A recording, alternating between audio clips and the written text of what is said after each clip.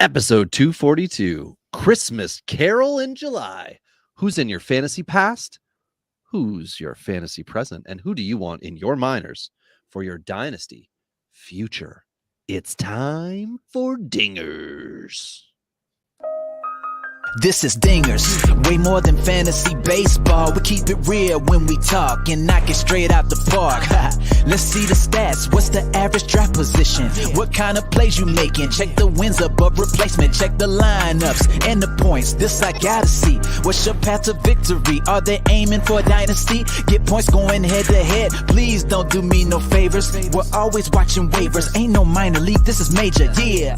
Dingers, let's go.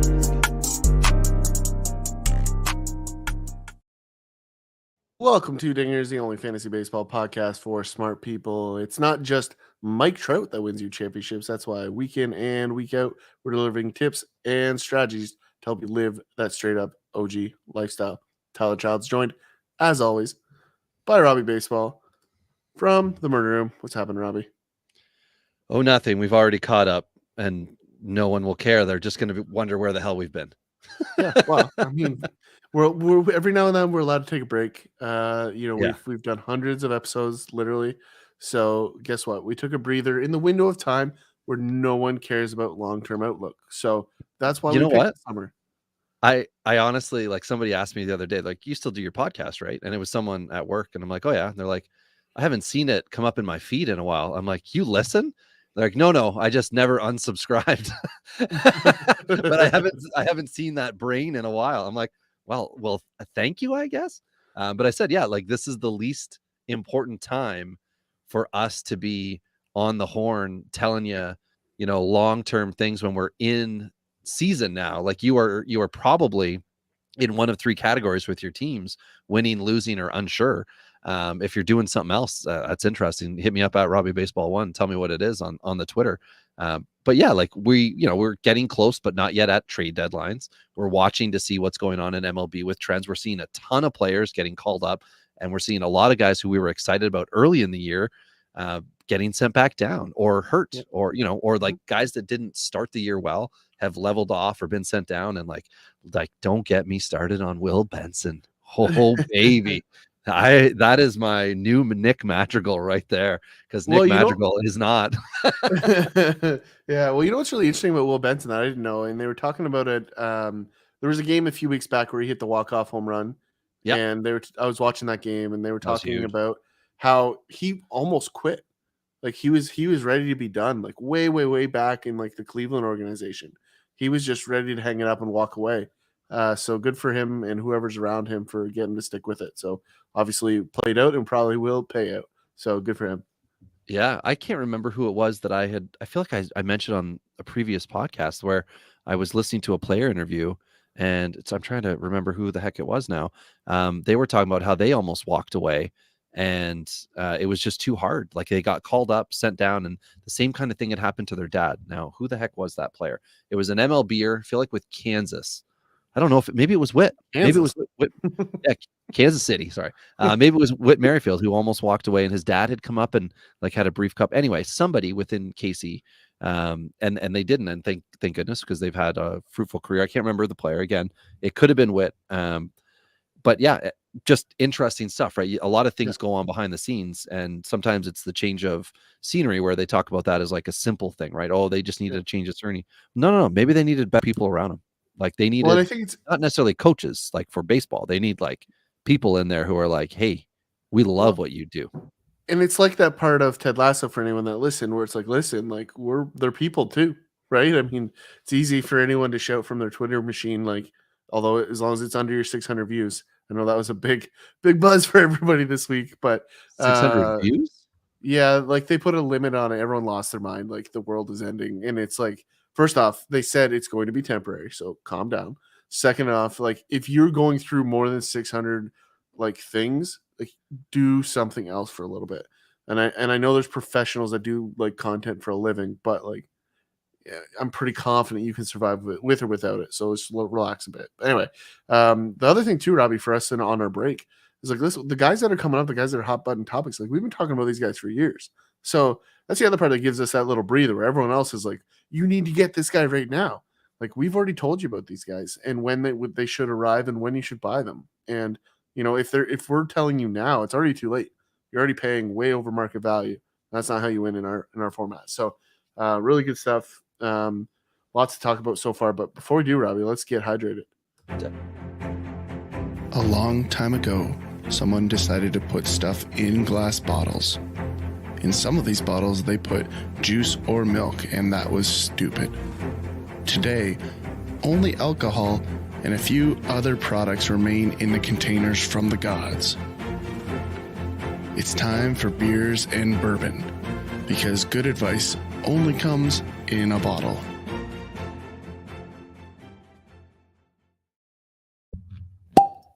Oh, that was good. Holy shit, that was good. We're back. I wasn't sure before when we first started recording, but after I heard that just woke me up. Fresh bottle alert. Side note.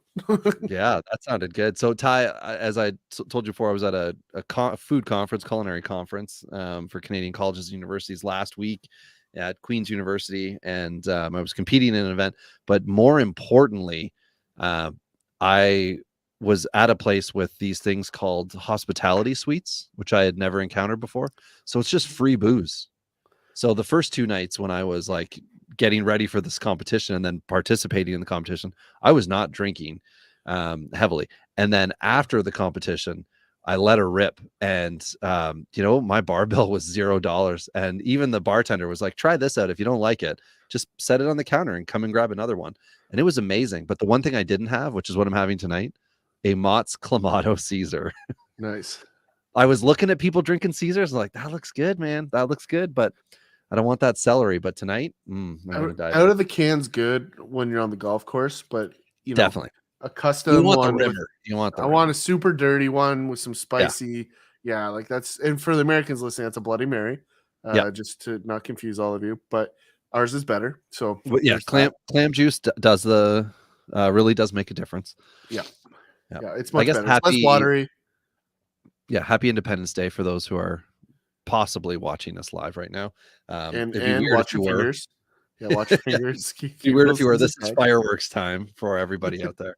Ty, the one thing that you mentioned to me before we started recording, since our last recording, we have had a major win for the Dingers family, former guests and people that we love and appreciate on this podcast. Huge congratulations to Mason McRae, who has been on this show multiple times, loves it, loves discussing the collegiate athletes, and was recently hired by none other than the Chicago Cubs. So bank it, baby. He has not yet even graduated from university, and he is already employed by an MLB club. So congrats to you, Mason. I'm super excited for him, and I can't wait to watch and analyze this Cubs draft coming up over the next week. Those of you watching on YouTube, Rob is crying right now. Proud father. I am. Absolutely. He's half Canadian. Maybe he's even whole Canadian. I can't remember. But anyway, that's a guy who's in the future of the Cubs. Tonight we're going to talk about the past, the present, and the future on the hitting side. So basically, this isn't your buy, sell, hold. This is who's a guy that just isn't going to put up the production you want. And some of them have value. So, sure, you could say, yeah, that's a guy I should trade. Some of them are just at the end of that period. We get into the present. These are guys that could either be at the start, the midpoint, or towards the end of that, like legit top 5-7 guy at that production level. And then the future. Who do we think is potentially the future of this position? And obviously that's our recommendation for you guys to go out there and start hitting some people up as you get into trade deadline time frames. Right now, people are probably trying to shake up their rosters, or they've gone dark, which we've seen in several leagues. So, Ty, do you want to lead us off with the catchers here? Yeah, let's talk catchers. And when we start with the past, putting these guys in the retirement home, and this was an oof, if you will, go from Twitter speak with me here, Robbie, on the signing in the free agent pool this year, and that's William Contreras. Like, this has been relevant for a couple of years for me, Robbie. I haven't touched him. A little bit of on base upside. So if you're looking for some walks, out of the catcher position. Like you're going to be able to get a little bit out of that, moderate power strokes still, but not what it once was. And I mean, the overall production, 32 runs, 32 RBIs, only 5 stolen bases. I think he touched double digits one time, and everyone thought he could run forever. But the 222 batting average is just not where it needs to be. Now, if we got that to 250, I could live with this here, but I just don't see any reason to expect that he all of a sudden figures it out over the back half of his career. Like he's been trending down, and this has been the norm for a few years. So as a not really strong defensive catcher, it's time for me to see him go away because the playing time is going to be moved to the DH role, and he's just not good enough to be that. Just to clarify, because it's very close, this is Will Son. I even screwed it up with St. Louis, the former Cub, not Will Yum, the younger Milwaukee Brewer. I think you said it correctly. I just wanted to clarify because we were speaking about both guys. They are very similar. Earlier in the year, I was saying I really like Will Yum and his opportunity with the Brewers, and Will Son, the older brother.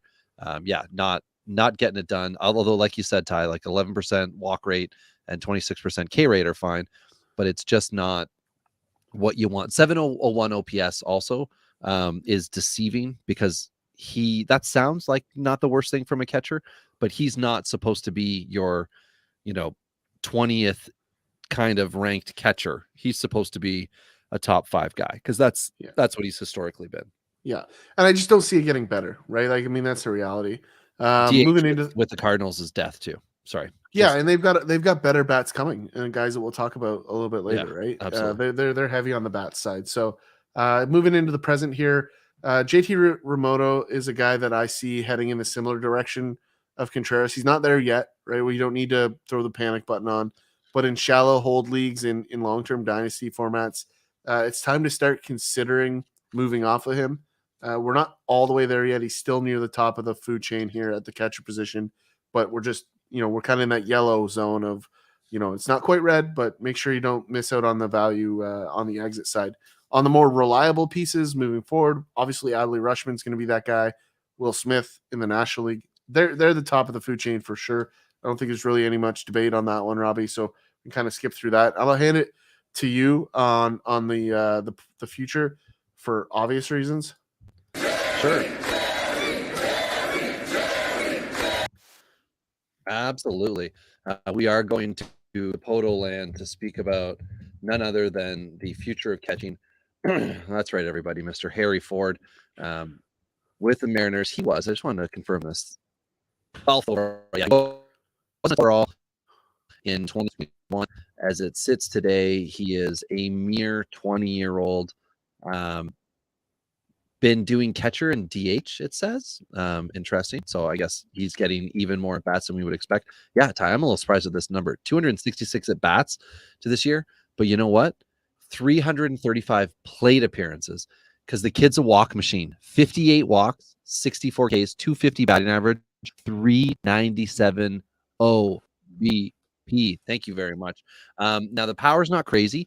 8 dingers within those 266. Again, high A. He's 20 years old. We seen, I'm trying to remember the catcher, Diego Cartilla is the other guy that I was considering trying to, buy for within this, but we've seen the Dodgers in this situation. They actually have 2. There's what's the other guy's name? I was just putting on my watch list tonight. Thayron Liranzo, Liranzo, who's also at high A, 20 years old, doing very well. Again, not the future of the position. That's Harry Ford's job. One thing that's really interesting, Robbie, just really quick on Ford, moving through it, like the batting average is slowly ticked down from the complex to A to high A, like 248 on the season so far, Robbie. So that's something of note because all the scouting about Ford has been the hit tool is the weakness, right? The rest of the game's sound. He's a pretty athletic catcher, probably could play off the position a little bit if they really wanted him to. But that contact tool is going to be really the make or break for Ford. But beyond that, this kid's electric. And we saw him at the WBC, performed pretty well for a kid at his age. So I think there's enough here, Robbie, to get excited about. But the only reason I bring it up is just as a look for it in the next year. Like, we want to see progression, not regression here, especially if he jumps to AA. Well, and the other thing I was going to say here, Ty, in his back pocket, for anyone doubting, 23 stolen bases last year, only caught 5 times, 14 stolen bases this year. Yes, he's been caught 6 times this year. However, this is a 5'10", 200-pound catcher. I like what we can see from him in the future, and he's heading up. He's heading it up for us. I'll move into first base because I want to talk about the past, and that's Joey Votto. Despite his bursts of power, right when he came back, I mean, he came back at the right time with the Reds because he was going to walk into the lineup, not going to go into 9 because he's Joey Votto. He came in, I think, 2 dingers over the opening weekend he was in, maybe 3 in the 3-game series, something like that. It was great. He's cold as ice since then. Probably not a big surprise for anyone to hear, oh, Joey Votto's in the past. Yeah, no guff, guys. But I personally was holding out hope because in 2021, we saw him make a bit of a change from being an average OBP guy to throwing that power in there. And I thought that could be interesting. Now he could be more useful in my OPS leagues. And obviously the OBP is the thing that we're going to expect him to hold out for. But this improves him in more than just your standard 5x5. But at this point, he's already missed half of this season. He's got a year left. Like next year is his final year with the Reds under contract. I don't know that I want to do the Miguel Cabrera, lock and load, ride it out with him. I've got him in one league. I'm going to be stuck with him because I think I'm paying $14 of actual dollars for him. So no one's going to take that contract on, even if he is still with the Reds. But it's going to get to the point where I very much like Miggy in Detroit. It's not worth putting him in the lineup if all he's going to do is at most get on base for you. So I don't know what the Reds are going to do if they really find themselves competing, like truly believe that division is theirs to win and Votto's not getting it done. It could get ugly. I can't imagine it will. I think there'll be something that occurs this summer that makes it right. But Votto, I don't think is leaving the Reds unless it's costing Cincinnati to take him off the roster. And I don't know that they're going to do that. So I don't want to be part of Votto moving forward. It'd be great if he was able to continue to, smoke bombs and finish this year with 15 or something. But that average has been struggling now, second year, and he took so much time off this year, apparently to get right. And it doesn't look like on the average side he has. I have a theory that they held them back thinking they were going to suck and that their success has actually derailed their plan. Because I think they wanted him to come back about when he did and then have a run so that they could trade him. Right. In the hopes of being able to move it. Yeah. Yeah. And I think that was kind of where their heads are at because there was no reason to rush him back, obviously. Like you're just not going to do that. But like now you have, someone we're going to talk about a little bit later sitting in the minors just wasting away because Votto's plugging that hole. So I really think this messed with the plan. It'll be interesting to see how they move through it. I'm with you. I don't think they want to keep him. I'm not sure they have a choice, though. That's kind of the issue. Yeah, there's like 6 guys who I think they could give the DH type first base, but the way you would move a roster around, I think there's 6 guys you'd rather have in that lineup than Votto, unless you think Votto is getting those good at bats and high pitch counts. And we haven't seen enough of him to say there's a trend that he's doing one thing or the other. But out of the gate, you look at the stat line. I watched 2 games where Votto was up, and it was great. There was a crazy Reds. Was it Reds Pirates? No, it was Baltimore Cincinnati last week. Oh, it was great. It was a great game to watch. It was like post rain delay, so it was on late. And it was Reds. And I forget what happened in the one inning where I think somebody from the Reds, someone made their MLB debut and just got their tits lit on the mound. But it was exciting to watch. And it was definitely Cincinnati had somebody that came in and got lit up because whoever it was coming up for Baltimore, there was a whole bunch of fans that had shirts of the guy. It was just like, it looked so fun to be in Baltimore. I was jealous of the fact that they were having fun at a baseball game where all we hear in the GTA area is how much, the Blue Jays are mismanaging the whole thing. They could have a 110 win team, but they could also be a 70 win team. So it was just neat to see positive things from some broadcasters. Well, I mean, they're on a bit of a downturn right now. I did enjoy Alex Fast, who is obviously a big Orioles fan, posted the Rob Schneider, "Oh no, we suck again," which made me laugh a little bit today. So I appreciate that. But yeah, the thing here for me, Robbie, is I see one scenario for the Reds to trade Votto. I think it has to be to a team that's a young upstart team that has a shot to make the playoffs. So for me, it's the Tigers, It's the Marlins, right? It's those couple of teams. Really, maybe I could see the Diamondbacks with an injury, right? If like Christian Walker went down, or even Pavin Right. Smith, Somebody like, that desperately wants a lefty. well, need that lefty bench bat, right? And the Tigers for sure are perfect. Like they could, like if you magically have a Miguel Votto Cabrera and injury, Miggy. yeah, but no, but that's a scenario where Miggy all of a sudden has a fake injury and he goes on the injured list for the rest of the year. Like Major League Baseball is not going to say anything about it, right? Right. They're just going to let that slide and let Miggy do his thing. But that's a scenario that if they're in it, like they could use that extra power left-handed bat in that lineup. So I could see that happening. That's probably the number one in my mind that I can come up with. But yeah, it'll be interesting to see. So moving on past Votto, much love, but it's time to move on. Present. And this is a fun one here, Robbie. Obviously, your boy Alonso is in here. Vlad Jr. I got to assume he's going to figure it out. Like for me, Robbie, Vladdy, as a diehard Jays fan, they got to fire the hitting coach. It has to happen. Vladdy's at-bats are awful. He's way too good to have as poor of an approach as he's having up there. But Vladdy's also way too good to not move through this. So if there's anybody in your leagues that's considering trading you, Vladdy, take it and run. It will be the best decision you make in the next decade. He's going to be cheaper than he should be. The power is still there. So either he's fighting an injury and he's not talking about it, but it doesn't look like that because he's not turning on literally anything.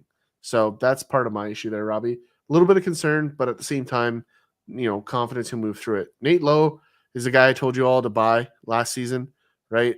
Kind of came out of nowhere, Robbie. Like I think in terms of the bounce back scenario, like I think Absolutely. everyone thought he was a dead Monster horse. second half. Yeah, and then he had probably best second half in baseball last year. And he's done most of that this year. Maybe not as electric as we saw in the second half, but again, people are adjusting to him. So kind of his move, and he's been relatively consistent. So I'm good for that one as well. And that's a good group at the one base position. There's a couple fringe guys that we could add in there, but I don't really think there's anybody else that's like jumping out of the page at first base to be included in that present list. Like Freeman, obviously, Olsen, obviously, and Goldschmidt. Sure, but Goldschmidt is absolutely the cusp guy like Realmuto. Same but I put idea Freeman here. there too. Like Freeman's a great hitter, but like he's in that same ballpark as Goldschmidt, right? Like those guys to me are heading the wrong way. Yeah, and he has quieted down over his last 100 at bats. He still for the season has gaudy numbers: 314 average, 925 OPS, 14 dingers. But over the last month, it has come down 260, but still very respectable 800 or 801 OPS. The big thing with Vladdy is the power. The big thing with Freeman is you live and die by the average. And of course, he's going to be in situations where, he's being really productive. Vladdy's right on pace with his RBI total, his stolen base total from last year. Walks and strikeouts are almost identical as well. So he's in a position where it's like, well, if he gets into a good ballpark or a good rhythm over a couple of weeks, we could all of a sudden see those like potential year-end numbers bolt back up. But like Vlad's the guy to buy on, right? Yeah. So just for those that don't watch every night like I do, like you can see a concerted effort from Vladdy over the last about 2 weeks to hit the ball in the air. Like he's intentionally trying to there was a curveball on, I don't know what day it was, Thursday maybe. It was a hanger, whatever day, Thursday, Wednesday, whatever. Absolute hanger that last year he would have hit into the fifth deck, but he just hung back and was just a fraction early. Like his timing's just not quite there. So he will get there. And to your point, Robbie, it's an absolute buy. But Alonso is a guy that I think has always been cheaper than he should be in this category. Right? I don't think anyone, Robbie, has valued him as high as you have or as high as he should be. I agree with that. Yeah, I agree. So I think that's one that I think is always kind of an option if you really need a big move. Like that's probably a value one they can look at. And then again, we talked about Nate Lowe. So I like this group. Moving to the future, Robbie, like you got a guy in St. Louis that you've been on for years at this point. Yeah. I'm into him now a little bit too. Not as much as the other guy in this group, but I'll hand it to you for your guy. Yeah, sure. So Luken Baker for me with St. Louis. I mean, I've mentioned him so many times simply because he looks like he could be a guy. And upon his draft, he was a pitcher converted. So he's got a big body, big frame. The big thing with him was like, is he a 3 true outcome? No, because he's not walking enough. So what's the deal with Luken Baker? We need to see, he had a good AA season, then came up last year, AAA, and struggled. What's he doing this year, Ty? Leading all of minor league baseball with 22 home runs in AAA. He's got a top 5 stat line, batting over 300, great OPS. He's just getting it done. He got a call up, but like we talked about a little bit, St. Louis doesn't have anywhere for players to play that are struggling, right? When you got a catcher who just signed a big contract and you don't want him to catch anymore, or the pitchers don't want to throw to him anymore, that guy's stealing DH at bats that Luken Baker type player could have. So as much as I love Baker, now is, because he's sent back down, now is the time to go get him, because it doesn't look like there's a spot for him in St. Louis, and you're not buying him for 2023 production. You're buying him in the hopes he's got a new organization with a clear path to playing time at some point, possibly this year, possibly next. It would be a great landing spot for him?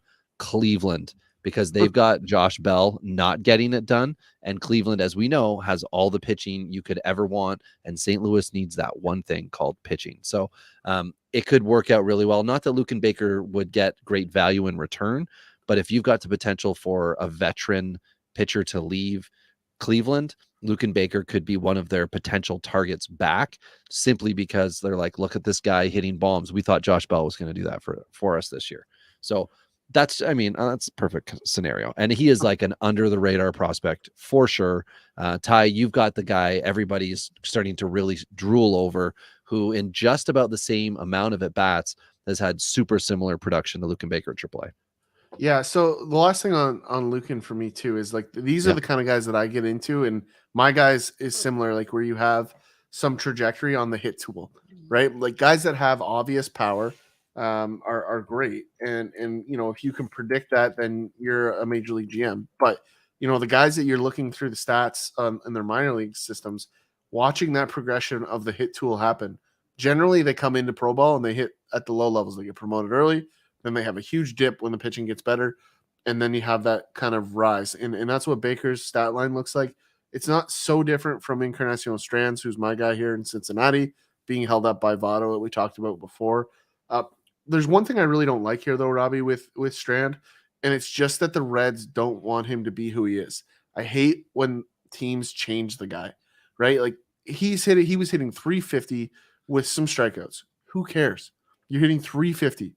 Right? Yes, you're going to have some additional strikeouts at the major league level, but if that moves you from 350 to 280 and you have the OPS like he does in the minors, I don't care, right? Because for the most part, he's still getting good bat on the ball and he's punishing mistakes, and that's what makes a good major league hitter.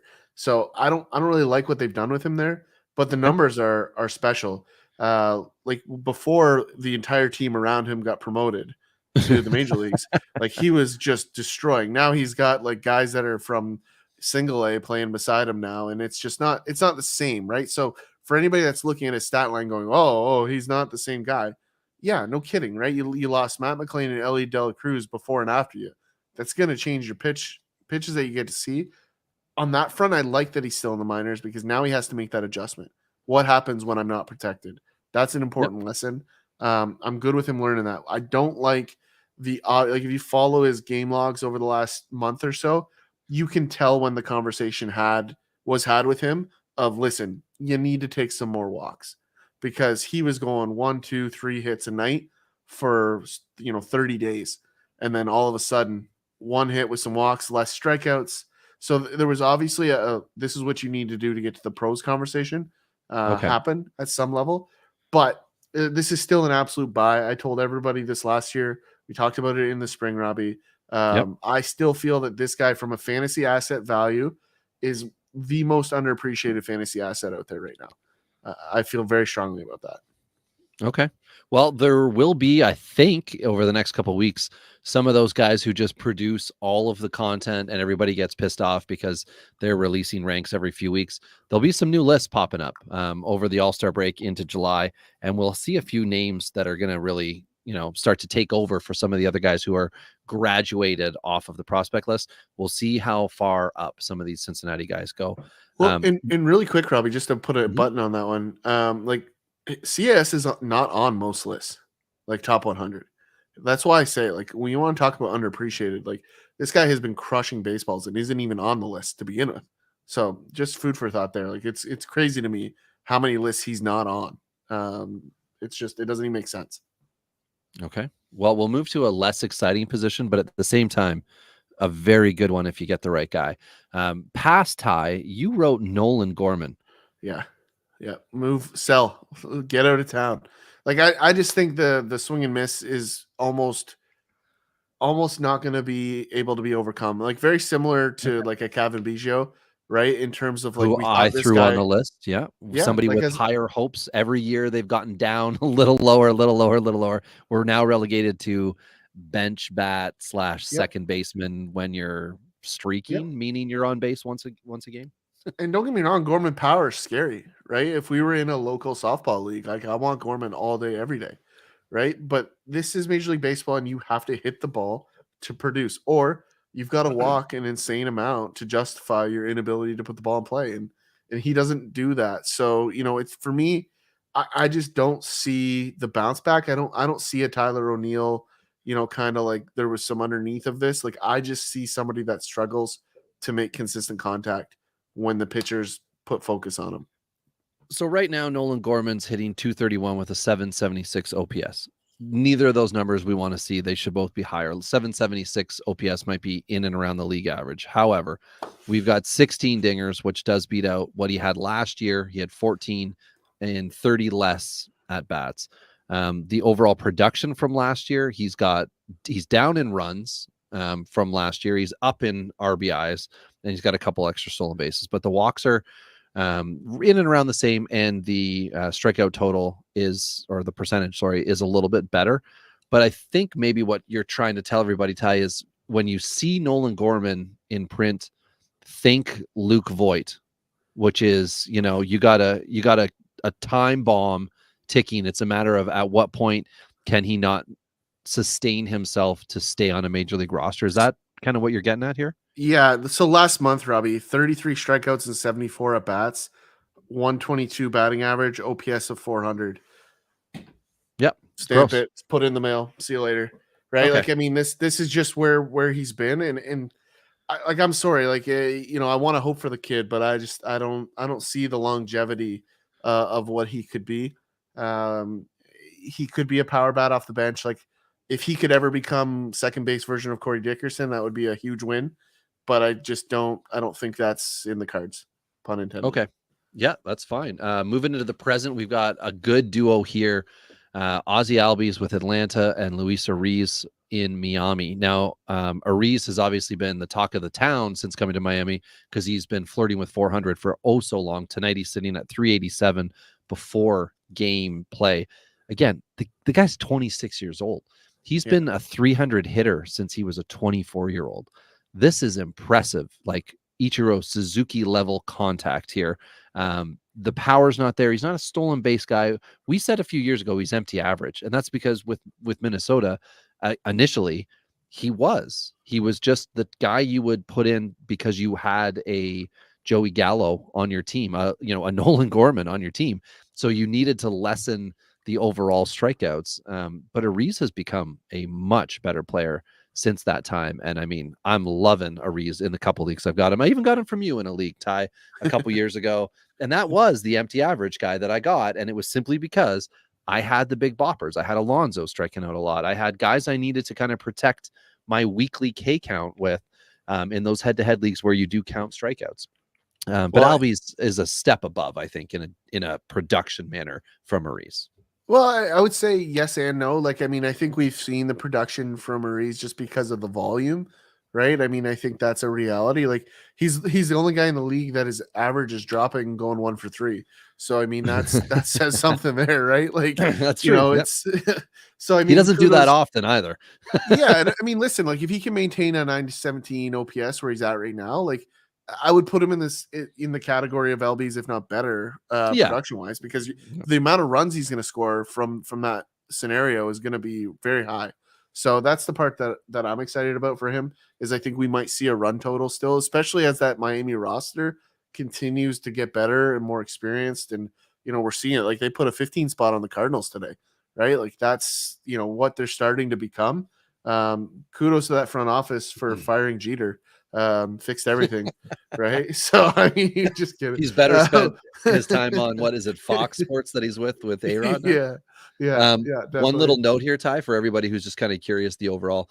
One of the things I like to do in some leagues when I'm just doing some basic math on like output, I'll very quickly just add up, runs and RBIs, and then I'll make that a category of my own. I'll also add up stolen bases and home runs. And when you get into stolen bases and home runs, Albies crushes Ariz. When you get into runs and RBIs, at this moment in time, Albies has over 100 combined, and Ariz has just under 80.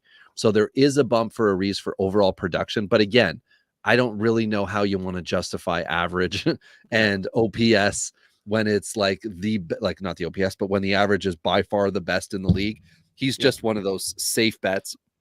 And I mean, we're not saying anything bad about either guy. They're both like awesome. But if you want to make a trade today, an offer, I should say, and you were looking for Albies against one guy and you were looking for Ariz against the other, Ariz will come at a more reasonable price, but you'll get more categories total from Albies. So yeah, no, I agree. Like I'm an Albies guy over an Ariz guy myself. Like that's a no-brainer in my mind as a preference, but I'm also a guy that builds my middle infield. Like I always have been, I always will be.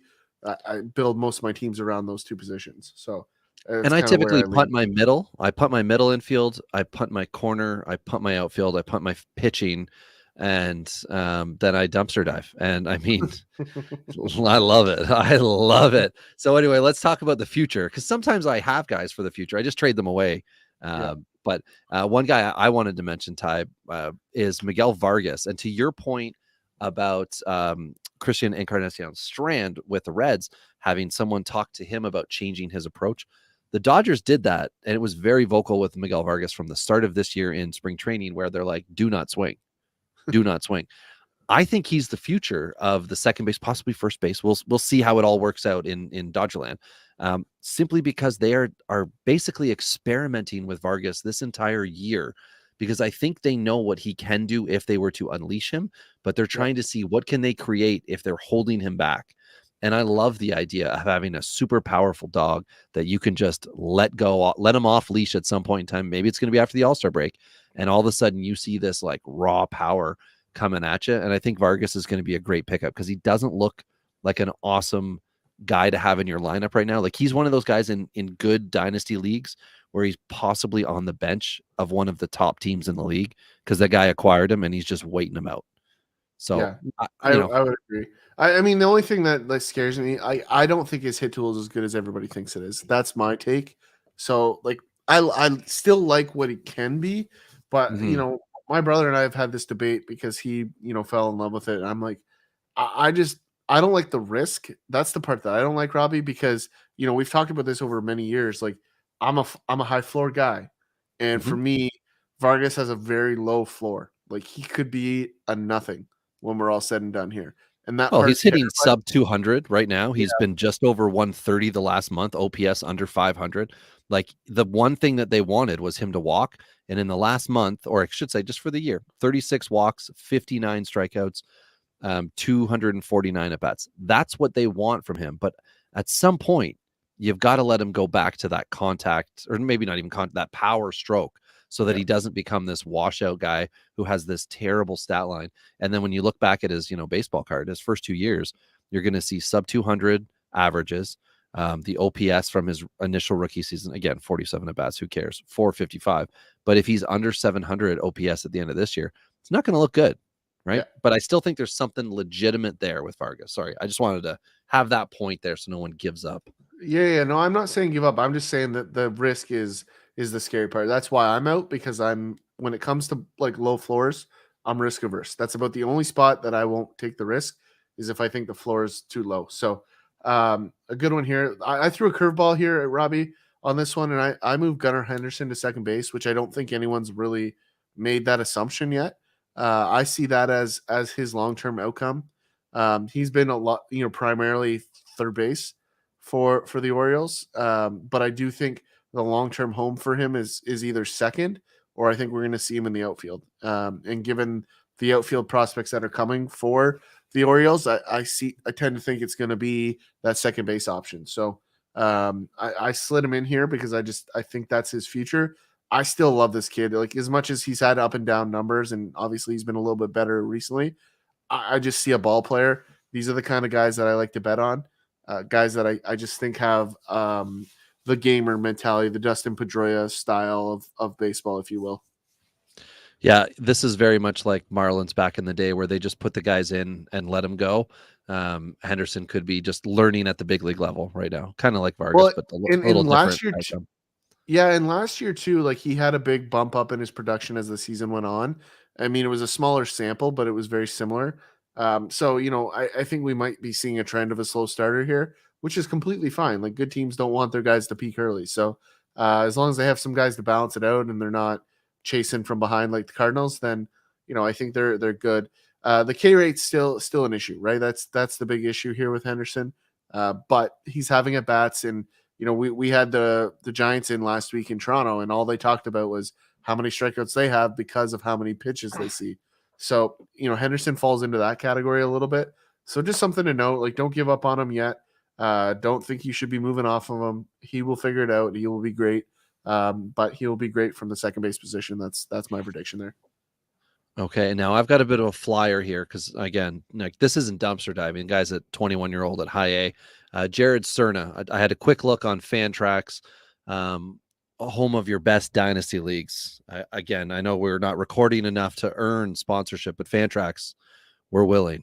We are willing. You throw us the money, put that in my account, and we will record exclusive Fantrax episodes. Anyway, because he's on, fun fact, Ty, Jared Cerna is on the Fantrax website, not on CBS, which I checked, not on Yahoo, which I checked. So Cerna, 21-year-old Yankee second baseman in 289 at bats, has 49 runs, 14 dingers, 48 RBIs. So we're talking about where Ozzie Albies is, right around 100 combined runs, RBIs. So you've got Cerna doing basically the same level of production at high A. He has 16 stolen bases, 287 average, 349 OBP, and an 844 OPS, and no one cares. However, in our big money auction league, the Oakland GM does have him, which of course means I won't be able to get him, but that's okay. I was kind of hoping maybe he'd be a flyer. In a few of my other dynasty leagues, he's one of those guys I'm going to circle back to in September before they get into playoffs and just see how has the rest of his year gone. One of the things I do like to do, if I see some guy who randomly has a stat line, or I see someone post about this guy or that guy, they watched somebody at a game, they stood out, I like to go and have a look at them right now and just freeze frame their stat line and then go back to it, in 30 days or 60 days. Has something changed? Were they just hot at that point in time when someone saw them or commented? Or is this like a good player that just isn't getting the respect? And then, Spencer Arigati is the one from Houston last year that really stood out to me as a pitcher on that end. Maybe we'll talk about him in a future one. Maybe Jared Cerna is a guy for this year. But anyway, that's a second baseman and not a shortstop. Definitely not a shortstop. This is a second baseman with the Yankees at high A that we should see a midseason promotion, and maybe we'll see some good stuff. Anyway, my concern is his first name's Jared. Like, there's not a lot of Jareds in Major League Baseball. Like, but Jared Kelenic is one of one. Isn't there a diamond company that's like Jared Jewelers? Like, maybe he could be a diamond? Yeah, he could be forever, but like, he could be forever before is that what he it has is? Diamonds are forever? Yeah, well, that's one of the companies that I think slings it. Jared? But I don't know. I don't know. Or no, Jared is that might be the one that like something it's starts not the with Subway Jared guy. That's the song. Anyway, because we're not getting into that. yeah. Speaking of shortstops, let's move on. So we have the shortstop position now, and I think Tim Anderson is in this past conversation right now, Robbie. Like, the obviously he's coming off some injuries. Like, so if you want to talk about a high upside risk moving forward, like, Tim Anderson's definitely that guy, right? Like, there could be huge ROI on a buy low on Tim Anderson. However, the hit tool for me is a huge concern. Like, that just disappeared. And so why? Is it because the velocity ticked up too high? Like, is that where we're at?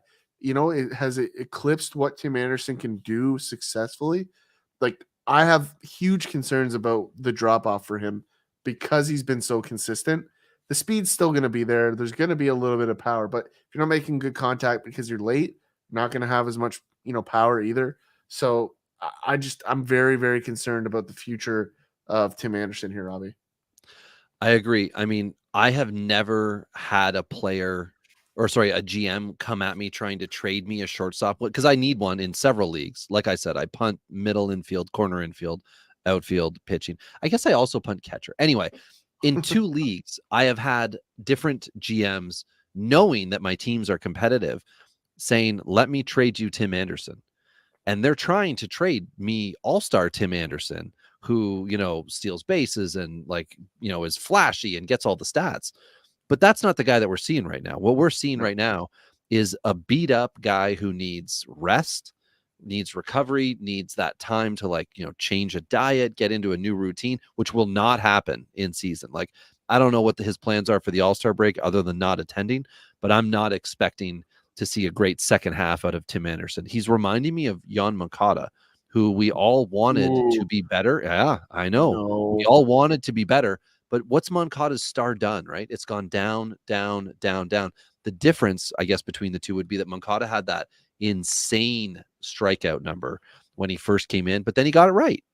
But then he's had injuries, and maybe that's what's happening with the White Sox in general, is that they just have some bad stuff going on. But Anderson certainly doesn't seem like he's going to turn it around for me next year. And relevant cut in here, Robbie, just because we've already talked about it tonight. Mm-hmm. White Sox hosting the Blue Jays. Vladdy Guerrero 2-run home run off Joe Kelly in the 8th inning to take a 4-3 lead. So there it is, balls in the air. That's what we like to see. But I'm with you on all of what you just said on Anderson. The value, I've had that same conversation in one of those leagues with that same owner, and the prices that he was throwing around for what was a 3/4 of a season and now half a season are ludicrous, like out of this world, way off of value. So yeah. I understand exactly the conversation that you've had. But yeah, it's one of those things where there's a reason you and I are both terrified, right? We're informed, we know what we're talking about, and there's things here that are not good. And that's why he's on this list. I think there's going to be some people that are listening and be like, wait, what? Like, Tim Anderson sucks now? Right, exactly. I think Tim Anderson is going to rebound. No. We're saying caution here, right? Like, there's some things that need to change about Tim Anderson before we can see that previous high level top 50 type guy, dynasty darling. But guys on the present. Oh, go ahead. No, and this is a big disappointment for me, Robbie. Like, I love how much flair Tim Anderson brings. Right? Yeah. I like the fun. I want to see Tim Anderson succeed. I don't think it can happen in Chicago for sure. He does have an interesting club option, which is reasonably friendly. So, there is a really good chance with the new situation, he could bounce back. I do like the buy low here. If you have depth to do it, I love it. If you're betting on that for your team to make a huge move or a bounce back, I don't like it. But it's for me in the generality, moving on from Timmy here.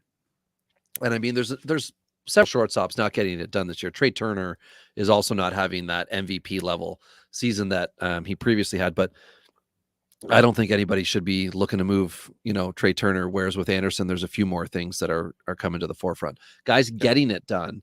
You could name 5 right now, but let's just go with the present of shortstop being Bo Bichette, who is just rocking and rolling as a shortstop, and Matt McLain with the Reds, who's come up and really solidifying himself as, a great middle infielder to come. That's the present. The future, if we want to take one step further, somebody we've previously talked about, Brady House with Washington, and we talked about House saying, hey, we are hearing some terrible things about Brady House. Calm down, right? High K, issues. And I think everybody needs to take a step back. Brady House doing good things. Certainly looks like in Washington, he's a future shortstop. And then I've got one that's a little under the radar, but not in your deep dynasty leagues where you've got some guys who are understanding of the Dominican Summer League results. Kiner Delgado, who I talked about this offseason a little bit. He's not going to be on your list yet.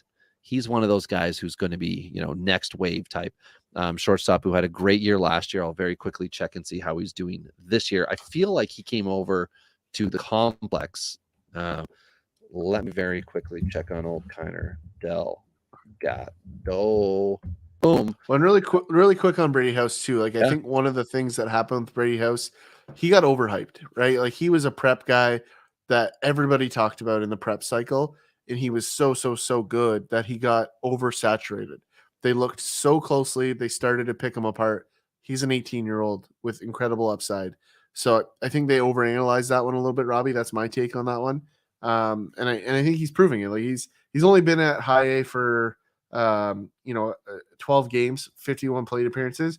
He's hitting 354. The OPS is strong, coming in north of 1,000. So, you like to see that. Like, obviously, lots of progression still in his future before we anoint him the next great guy. But 9 home runs, reasonable steal that's totals great, for Ty. him.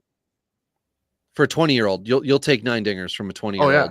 playing 100%. at like, whatever 2/3 of this season, or sorry, 3/4 of this season, he's been a year younger than the competition. He's moved up. Now he's like 2.5 years younger. Absolutely. Like Brady House had a crap 2022 by the standards that he was told to, or sorry, that we expected to see from him, right? 278 was fine. It was not elite. Yeah. It was fine. And everyone's like, he's not elite. 3 dingers, not elite. Again, he went right back to A this year, right? He got a big taste of A last year, went right back to it this year, dominated, boom, they moved him up. Yep. That's what you want to see. Yeah. It's way too early to decide whether these kids can figure it out. Like, we just talked about a couple guys that figured it out later in the minor league cycle. So, like, there's a guy we're going to talk about at the next position that I think falls into a very similar category here, Robbie. High school bat that had a power, tag on him, and they started to go, wait a second, this guy's not going to be able to hit, right? And wrong in both cases here. So I think that's, a good lesson for you guys that are out there trying to get these people predicting high school bats. Like, the majority of people in the fantasy world that are predicting high school bats have zero idea what they're talking about, and they've heard it from somebody or they read it on somebody else's site. So, be careful with that advice that you hear about, high school bats, especially.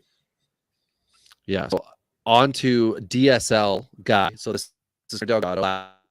DSL's 18-year-old, just ran the floor, 504 OBP, 1010 OPS, couple home runs, 34 stolen bases. So the Yankees were like, yeah, okay, that checks the box. You don't need to go back.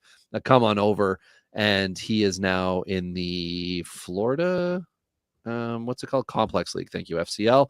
And in 102 plate appearances, 85 at bats, he's got the same number of dingers in 14 stolen bases, 16 walks, 9 strikeouts. You know what he did last year, Ty, in the DSL? And this is why I fell in love with him. He had 58 walks in 28 strikeouts. I love that, because you can regress so much when you're already doing that. You have such a good eye. And at the DSL, they have guys who are 23, 24-year-old as the pitchers there. They're throwing all they've got. They are hoping somebody's going to give them $5,000 and tell them to cross, come stateside and give them a shot at a pro career. And then you've got guys like this at 18 years old who can just see it. And Delgado is still doing that right now. I can't wait to see his year-end stat line. He's going to start blowing up lists again. Like, there could be the Yankee factor if they move him to Tampa for the end of the year to be, what's that A team, the Tarpons or something like that. If move him up there, great. If he gets to go to big league camp next year, all of a sudden, I think a year's time, Kiner Delgado is going to be a pretty common fantasy name. In the few leagues that I was able to scoop him up, I'm very happy with it. And I have had some of the big fish in those leagues nibbling away, seeing if I'm interested in making deals already, because they know what's coming. He's the future. Yeah. Yeah. I don't know about the future, but like a guy to put on the radar. It's very similar to the speech we just gave about Brady House about anointing people too early. Like, Delgado is one to watch for sure. But Delgado's the next cheater. No, he's the next cheater. Oof. He's the captain. I mean, if I'm digging into, I am digging in. We are going Honeywell level right here with Kiner Delgado. Stamp it, buy the jersey. He'll probably wear number 9. Can they wear retired? No, they don't wear retired jerseys. Did you say Delgado or? Oh yeah, Kiner Delgado. Or did you say Madrigal? I did not. They are totally different. Too soon? Okay. Anyway, moving on. Third base. Let's talk about it. I mean, Justin Turner, I got nothing but love for Justin Turner, but he old. and he's having a great season He's in the- Boston. And there's nothing wrong with Justin Turner outside the fact No. that he's old. He's producing, he's doing Justin Turner things. That's Everyone cool. has said for what it feels like 5-6 years now, Robbie. Everyone's like Turner's done, right? Yes. And he just keeps on going. Yeah. You know, and maybe this is why people have problem with gingers. I don't know. Like this could be one of those things. Genetic mistakes. They are genetic mistakes. But Justin Turner having a great season. I love this for trade bait for Boston. Like this was a nice pickup. Asset management. Doesn't he have a wise, like- 3-year deal? Do you know offhand, Ty? I thought he signed a multi-year deal, 3 years, and that would be the holdup to me. And Well, if I thought if it that's was not a the 1 case- year. So okay, so may- that, yeah. I could be dead wrong on that one too. Yeah, I'm gonna pull maybe up it really quick is. while you're talking. Sure. So I'll go on to the guy who's like a true disappointment, and I think it's So- time right now. It's Anthony Rendon. But who's your? Let's wrap it up on Turner. Player option for next year. Oh, so he's taking that. I don't It know. must have been mooch. It must It's have been 50 under market. So 15 mil for 23 with a 24 player option. So I got to assume the player option is probably slightly cheaper. I would think. Right. Enough So- that he would want to opt out if he I did think he well. would opt out of that. Yeah, I think he's going to look at the scenario, and I think it probably depends on what Chapman does too, right? Like if Chapman is finishes up this season strong Mhm. for some reason instead of the like hole in the Blue Jays lineup he's been. He But I started think hot. he did. He had an unreal start. But if he is the best bat, you know, offensively for a position, 1-year yeah. deal, like I think he has to opt out because I think there's So 20 maybe that's mil why. at least. Yeah. Yeah. For him if he opts out for 1 year. So Okay. yeah, it'll be interesting there. But you got to like 277, 13 home runs, 52 runs, 46 RBIs. Like nothing upsetting about that whatsoever. Right. Yeah. Again, he's over 100 in the run RBI combined, which Yeah. is looking good for rest of season. So Anthony Rendon is not, other than like pushing player or fans in Oakland, Rendon has just been pushing fantasy owners for years now. We are waiting to see consistency. The value has not dropped in dynasty leagues. I'm sure it has now, but it's almost at this point, it's like, oh my God, I made a mistake. You know, you could go and get Anthony Rendon. And if he's on a big contract, you know, depending on your league settings or whatever, if it's like, you know, contract based, like he's going to not be cheap. Under no circumstances did anyone give up on him to the point that they, you know, the investment was minimal. You're going to pay for him to get him. Like it's just not worth it. He's in their fantasy past until he has proven for the remainder of this year and into next year that it is not some like fluke 200 at bat thing. He's such a risk. It's just not worth it. It's just not worth it. So there's a lot of options there's a lot of options at third base, and there's a lot of multi-position guys who you can throw in there and get some production out of that don't have the cost to your roster. They won't eat the prospects that a Rendon trade will cost you. It's just not a good move. But the present, Ty, is bright. We've got Josh Jung from electric. Texas, who you are all over. Jose Ramirez, who is just a top 10 stud. Austin Riley, who even in a less impressive first half than last year, is still a top player. And Ellie De La Cruz with Cincinnati. If third base is his home, you know, him, Spencer Steer, you can throw a lot of things in for the Reds, which is great. Great news, great problem to have. The present is very bright across baseball. It's all of a sudden become a position with some good high-end talent where you're not banking on a Matt Chapman to, you know, minimize your risk with his case, depending on your league settings, right? Yeah, there's two things for me on Ellie De La Cruz. Like Ellie De La Cruz physically as a specimen is maybe the most closest thing to Robert Acuna Jr. that we have, right? Like that's just maybe a good comp, right? The issue for me is the strikeouts, and I think the high likelihood that he ends up in center field. That's my only fear. Oh, for right. him. You mentioned that on a previous one. Yeah, I'm going to like, check really closely to see. I know he's, you know, shortstoppy too, like McLean here. I want to see where he they came up as a shortstop, right? Like that's his spot. Like that's what he, you know, is there to do. But you've 15 got other third base, 10 shortstop so far, Ty. Yeah. And 1 DH in 26 games. I just think with the guys that they still have coming, they've got 2 more shortstops coming, right? And I think Novelli Marte is Right. the third base option there. Okay. Like, I think that's where he's going to end up. Yeah. And I cannot pull the other name off the top of my head right now. Shoot, what is it? It's the other Seattle guy, right? Is that who think you're so, thinking yeah. of? Like Yeah, overlap? and I believe he's the What the heck is his defensive name? wizard of the group. I can't Yeah, think of it either. he is. I'm gonna go back and look at it here in Sure. a second. But like that's my big concern there. But like Josh Young is a stud. He's a starting third baseman in the All-Star game. He's going to win Rookie of the Year, right? Like, this is a guy that is a legit fantasy stud. And if you listen to me over the last 2 years, you have him, and good for you. Congratulations. If you're new to the podcast, sorry, he's no longer available. And that's too bad. But, at the end of the day, like, these are the guys that make up your team, Robbie. Jose Ramirez is certainly a guy that's helped many, many, many teams win championships over the last couple of years. And he still has a couple left to do that at least. So, I think this group is very healthy, and maybe one of the more healthy positions, top end, I think so. on the board, right? I think it's going to be the one that this offseason we're going to look back and be like, oh, look at the depth here. Right. And you look back a year before and you're like, I think these veterans have more in the tank.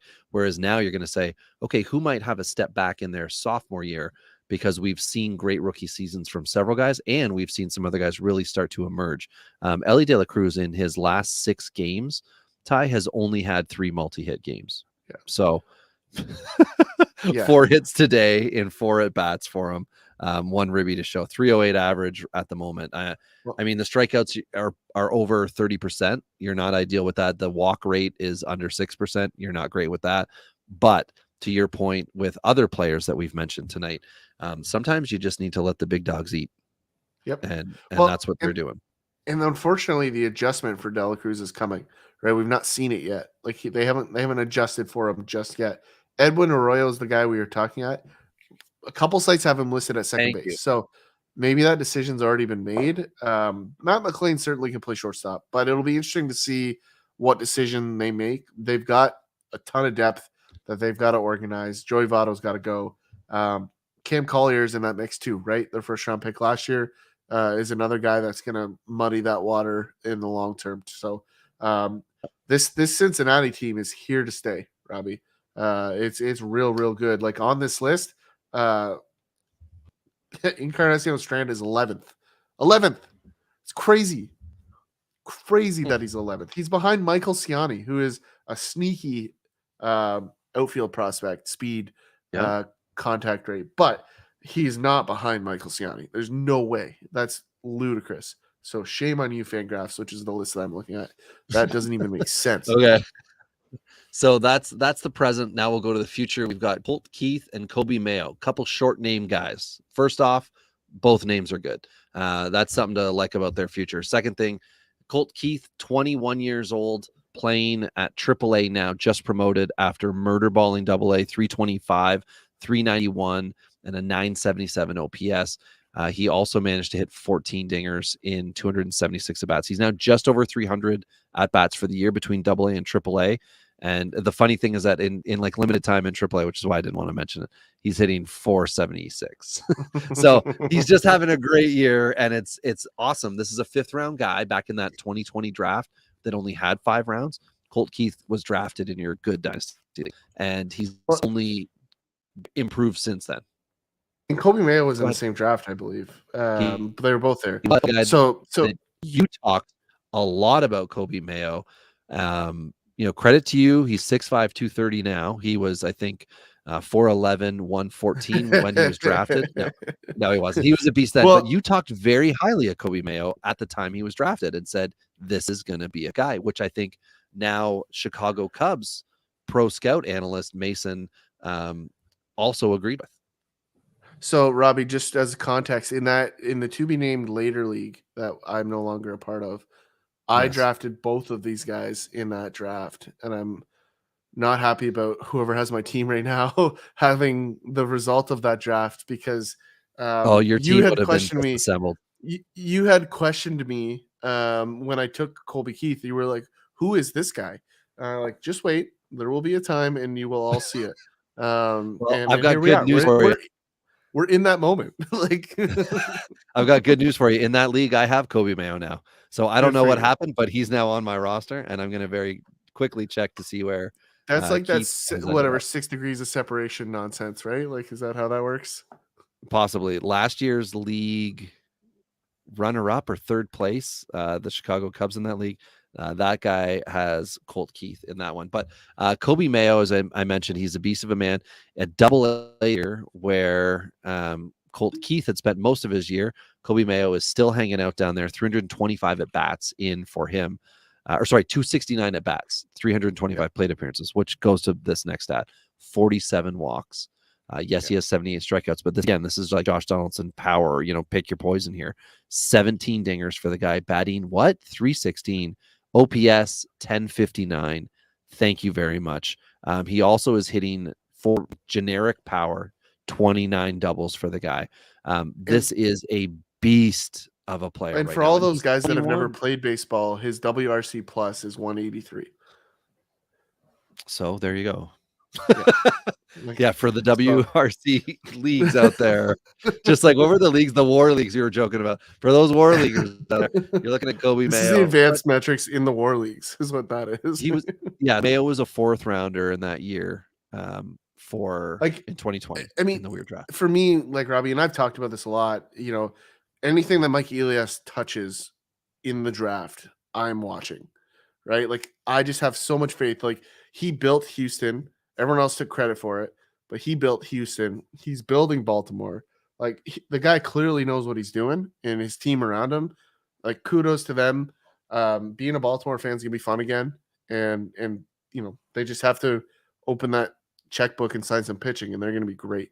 So this is just another one in that list. So they've got lots there, but I'm excited about third base. I'm less excited about outfield, Robbie, but I know there's outfielders coming. I know Yes, there's some coming that we're going to always. get excited about. Well, there's some studs coming instead of just guys that are supposed to be good. But guys in the past that I'm ready to move on from, Michael Brantley has plateaued in his recovery, Absolutely. whatever the hell that means. Like, the guy has never peaked in his life as a Major League Baseball player. He's only come ever been on. plateaued. He's only ever been plateaued. Like, Brantley has that's just been who he is. a fantasy darling a few times. The problem is like the consistent times he's injured, right? That's But his Brantley's thing. Yeah, but as consistent as I get hits. I do nothing else except get injured. Like, that's it. He's only ever been plateaued. Like, I like. You're Yeah, talking we with need- a hatred towards him like I have for Wade Miley, and He I has love killed it. multiple fantasy leagues for I me over love it. many years. Anyway, point is, move on. Yep. Anthony Santander. I don't have necessarily a problem with Santander. Mhm. The issue here is there's just better guys coming, and his spots and his at bats are gone. So I'm ready to move on from him. I'm concerned that 2 years on the bench in Baltimore, which is what he's going to be, is going to hurt his long term of his career, because the one thing that makes him really difficult to be a bench bat, and I will change my position here if he gets traded this season or in the offseason, which Mhm. is very possible. Being a switch hitter off the bench is a very difficult thing, because you have to practice your at bats from both sides, get real game action, and so not getting regular at bats. And you talk about Moncada earlier, like, these are things that people don't think about, right? Like, if you're a switch hitter, you're already splitting your plate appearances that way, and now you're getting less of those plate appearances. So this is a guy that I feel for a little bit, because I was in his camp for a long time. I don't like his scenario right now. I really, really dislike it for his future. And that's not great, but it is what it is. So I'm moving on there. The last guy in the past here is Cody Bellinger. We talked about him being a great buy, cheap offseason. That has worked out okay, I think, Robbie. Like, not great, not good, Yeah. not bad. Great start to the year for him. Yeah. I think we're also entering a window of time here for Cody Bellinger. Like, this was his pillow contract, and it put it bluntly, it's not good enough. What are your thoughts here? He's actually had a very similar season to a rookie that basically replaced him with the Dodgers in James Outman, where they came out hot and have since stopped hitting for power. In the last month, Bellinger in 52 at bats, which is not a normal full month of play, has 0 dingers, although the average looks good. So 288. So if you are in a 5x5 league, you're kind of awakening to this fact, if you're listening to this, that in the last month, he's had only 7 runs and 4 RBIs. Mind you, today he had 2 runs and an RBI, so now you're looking at 9 and 5. Again, this is not what you want out of what's supposed to be a key bat, big dynasty guy that you've been waiting on, right? You've been waiting on, and it looked good in April. It was okay in May. You got through June, but when you look back now into July, you're like, oh, wait, I got nothing. I got nothing in June. I'm not getting much. I'm getting average, but I'm not getting regular playing time. Yep. And that's where the Bellinger struggle comes in, because he just hasn't had the power. And 10 stolen bases on the year looks amazing. But again, Ty, one in the last month. Yeah. So we had a hot start, like I said about James Outman, and then it's cooled off. The difference between Bellinger and Outman is Bellinger is supposed to be somebody real good, and he's supposed to be a long-term guy, and Outman was just like replacing him on the roster, not even a full-time player essentially, but you're getting similar production from two guys. So again, you let Bellinger go. If you have him, you look to make a deal, because again, you could fool somebody depending on your league setup. You know, the average is going to be worth something to somebody. But yeah, I agree with you on Santander. Watched that game I mentioned earlier with the Reds and Baltimore, and it was really neat to see Santander was playing first base, which I had to check while you were discussing him. 5 times this year he's played first base, so not enough to yet get eligibility on every. Well, I mean, obviously Yahoo he got it, but not on any of the more legit sites, because it has to be typically 10 appearances. But Bellinger's first base and outfield eligible as well. I don't know that you're going to get a whole lot of different production from the two rest of the season, but you're not going to pay as much for Santander as you are for Bellinger. So if you want to be a little cheeky with it, you could go with your Bellinger and find the team that has him and Santander, make a trade, get yourself a decent prospect or two plus Santander in the trade, and by the end of the year you might be just patting yourself on the back for making that move. Yeah. And the other guy with Baltimore that's not on this list, but I thought I'd bring it up just from that, watching that game and listening to the Baltimore broadcasters talk about how important he was Ramon Urias. They talked about him as like a leader within that club, which I did not realize he had that type of position with Baltimore. But again, they don't have a lot of older dudes, right? Cedric Mullins, I think, just came back that first game that I watched, but he's one of those guys. But again, it's a young team, right? So there are teams who don't want to get rid of guys. Santander might be one of those guys too, Ty. So they might be happy to have him sit on the bench. Not good for us in fantasy, which again is why we're letting him go to the past. But talk about the present, Ty. I mean, the present here, the present here is obviously beefy. I'm going to start with the greatest hits here. You got Acuna, Betts, Soto, Randy Arozarena. Those are the guys that I think are near the top of the food chain. Acuna obviously having an incredible season, a little bit of an injury scare last night, which I know, Robbie, could have damaged some of your teams pretty good. But all good. I mean, he's on pace to potentially hit like a 50-80 season, Robbie. Like, that's not out of the realm. Like, it's insane. 2 for 4 tonight with another stolen base. Yeah, like it's really, really good. I'm backpedaling on that one. I definitely thought stolen bases were going to be in the past. Like, good for him in Atlanta for powering through those knee injuries. Like, I still have this concern, Robbie. Like, there's a lot of medical history around damage to the other knee over the long haul. So I still have concerns with him risk-wise, but hard to ignore just how much better he is than the alternatives on the stat line. So that's it. The other two guys I have on this list, Tatis, who everyone loves to hate, which cool, great, who cares? He's missed half the season, and he's still in the, he's like 8th or whatever in home runs in the National League. Like, he's just that good, and he's still not firing on all cylinders, right? Like, it's just not there. That whole San Diego team is just whatever. They're off. Juan Soto, had a slow start, has recovered, and has been pretty good over the last little bit here. The last guy on this list, Robbie, you and I talked about this at the Surf Draft. Luis Robert is a guy that, definitely was underestimated heading into this season. Was a top 10 pick in a lot of leagues over the last couple of years, and everyone rolled back on him this year. And, I sat there and said, like, that was my entire surf strategy. We talked about it. Like, my entire thing was buying guys that everyone gave up on, and Albies, Robert, others.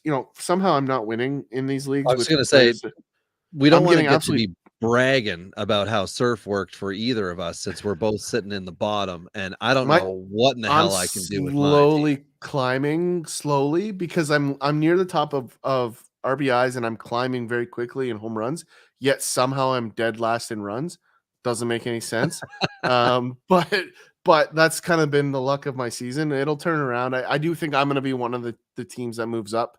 I'm too far back, I think, to catch the leaders, but I do think I'm going to move to the middle at least by the end of the season. And I've not touched it. I've not even picked anybody up, because every time I pick somebody off of waivers, they go immediately onto the IL.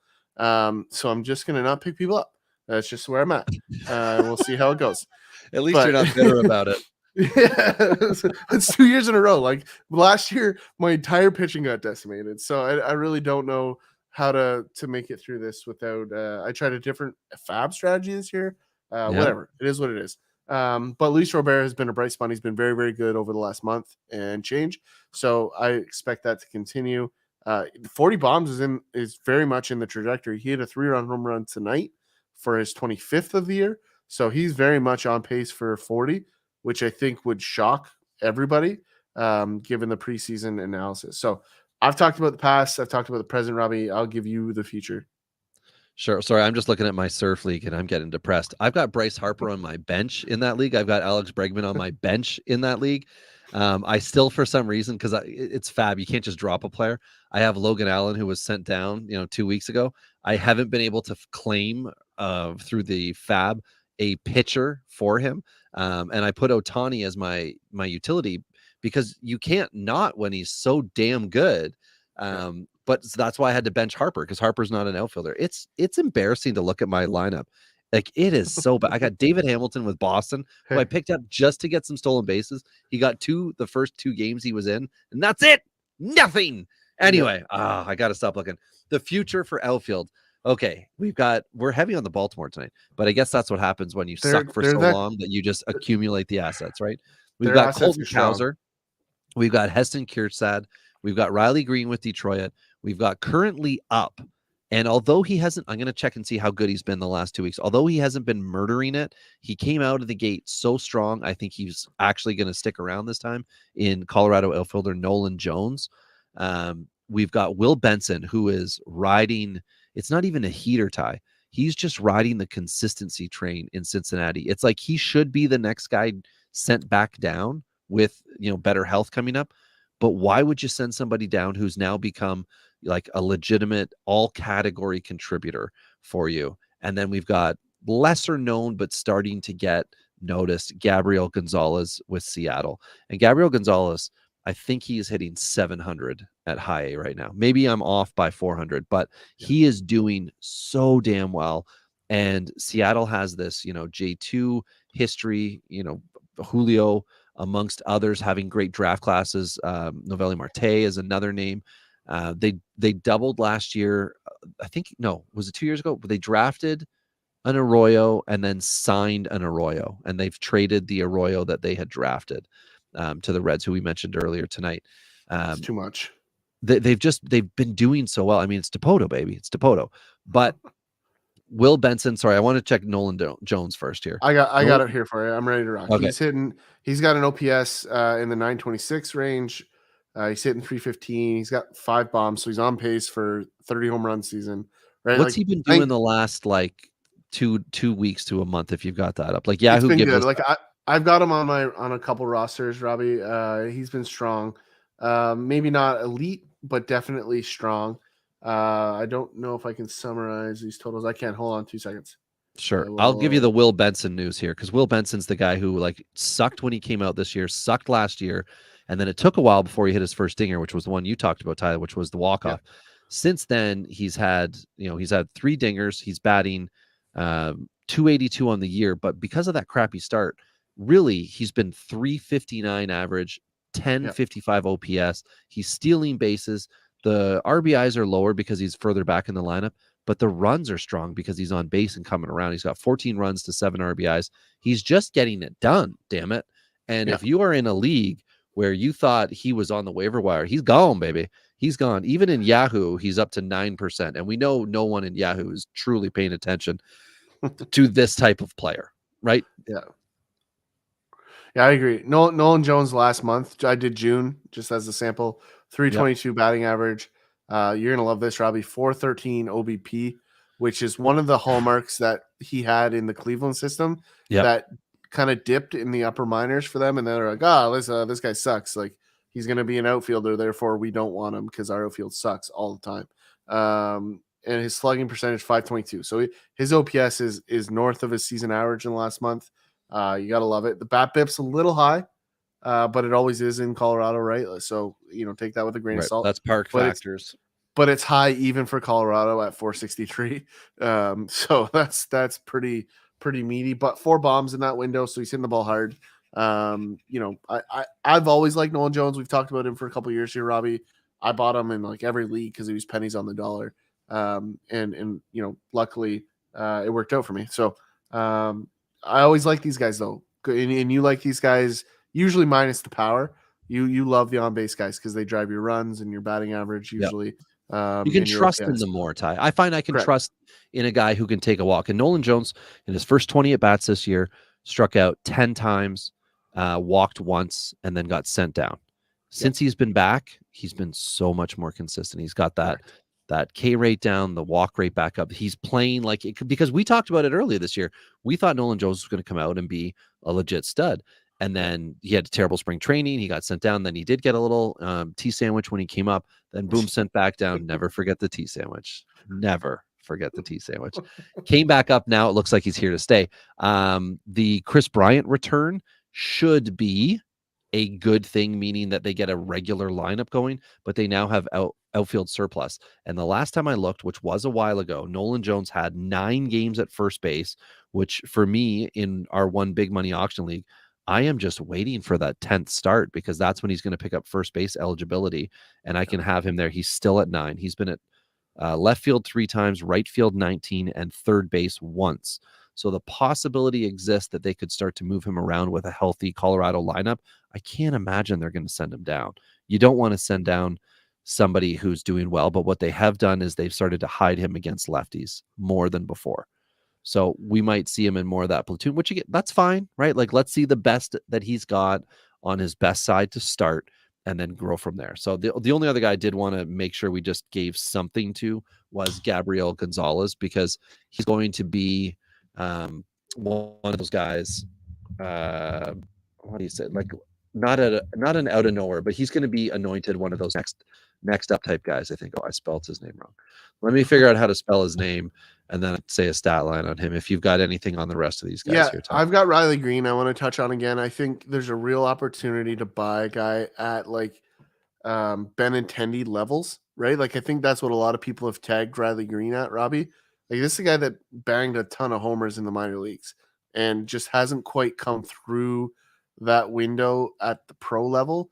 Like there's a little bit of Ellie De La Cruz here, right? And I don't think, it's the infield upside, right? Like it's not that shortstop hype that we get, but there's a very similar player speed profile wise, contact profiles better. The strikeout rates are not as high. But I do think the home run totals aren't going to be as far apart as people think. I still think De La Cruz leads, but I don't know that it's going to be exponentially ahead like I think a lot of people currently believe it to be. The reason I'm saying is I just think there's a huge opportunity to buy at a really low rate on Riley Green right now, especially while he's injured. And so if you're like, how do I get better this season for the foreseeable future? Like Riley Green has to be on that list of targets just because it's a low rated asset right now. And anybody that holds them, it knows what they're doing. So the contact was there, the speed's there, and we saw it in the last little bit before he got hurt. Wasn't a really substantial injury, so I think he's going to bounce back, and that Detroit team's going to be dangerous. So I like that one a lot. Okay. Finish off on the Gabriel Gonzalez at high A Modesto, A-ball Modesto, 275 at bats. He's got a 16% K rate. He's batting 346. His OBP is 395. OPS 908. 7 dingers, 8 stolen bases, been caught 0 times. Good baseball player right here. Like, I don't know what to tell you. 19 doubles. Like, this guy is splatted the ball hard. He's 10-165, which is interesting. It's not short. It's not tall. But at that weight, 165, you're fast, but you're not thin. That was me graduating high school, and that was probably my physical peak. So Gabriel Gonzalez would be rocking and rolling as he's still just 19-year-old right now. So I'm really liking him. I'm sure he's owned in your dynasty leagues, like the ones with the smart, GMs in it. But it doesn't mean you can't go right now and do a moderate buy on him, thinking about him as a future player within the outfield position. Yeah, no, I love it. And honestly, I love the format for this episode. I think it's something that we should do more often. And if we miss something or you don't like any of these takes or you got questions about anybody, make sure you hit us at DingersPod on the Twitter machine. But it's a great spot to leave it, Robbie. Until next time, it's been Tyler and Rob here